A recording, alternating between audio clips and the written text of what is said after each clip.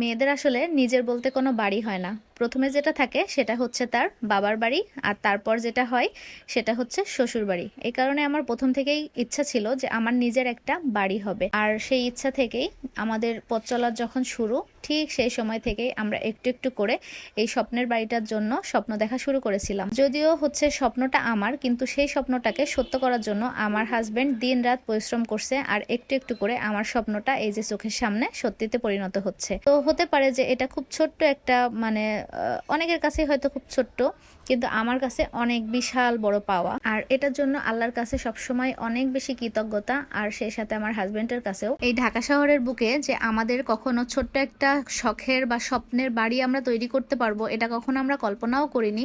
তারপরও আল্লাহ নিশ্চয়ই চেয়েছেন, এই কারণে আজকে আমরা এখানে আসতে পারছি। তো যাই হোক, এই তো বাড়ির কাজ এখন যেটা দেখছেন এটা হচ্ছে রোজার আগেই ভিডিওগুলো করে নিয়ে এসেছিলাম। এখন কাজ আরো অনেকটা মানে অনেক দূর এগিয়ে গেছে।